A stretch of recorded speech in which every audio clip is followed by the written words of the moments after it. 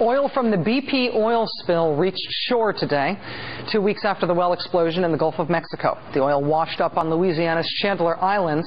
Shoreline cleanup crews were there to see and assess the damage. Meanwhile, at the site of the massive leak, where hundreds of thousands of gallons of crude continue to gush into the Gulf every day, efforts to siphon, plug, and disperse the oil continue.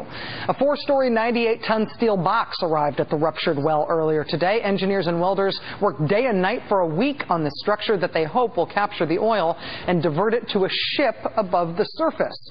Even though the cap part arrived today, the hookup to that drill ship will not be completed until this weekend. If successful, so best case scenario here, the containment dome will be able to suck up about 85% of the oil that's coming out of the largest of the 2 remaining leaks.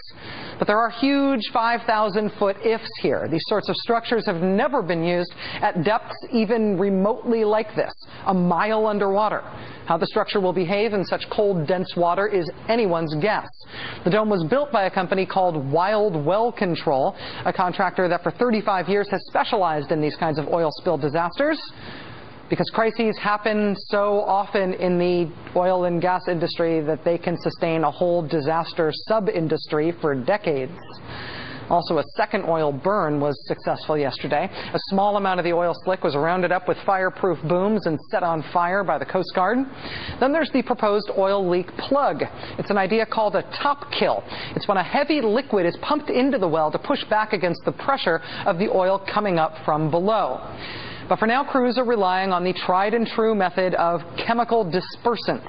These are chemicals you've seen dusted over the oil slick. They basically break up the slick, turning a thin sheet of oil into tiny droplets, droplets that are more likely to sink and stay out of the ocean off the shore. BP has already sprayed 160,000 gallons of dispersant on the oil slick, not to mention the 6,000 gallons pumped down to the leak well beneath the surface of the ocean. That's more dispersant than has ever been used on any oil spill ever.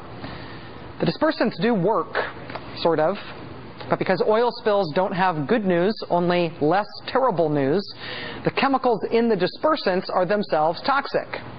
Probably. We don't really know what's in them. The companies that manufacture dispersants consider that information to be proprietary. A company called Nalco makes one of the dispersants called Corexit 9500. Nalco posted a 10-page safety document about Corexit on the spill response website set up by the oil rig's owner, Deepwater Horizon. It warns you to not get the dispersant on your eyes, on your skin, or on your clothing, and also definitely don't breathe in the vapor. Touching it may cause irritation. 160,000 gallons of that into the Gulf of Mexico.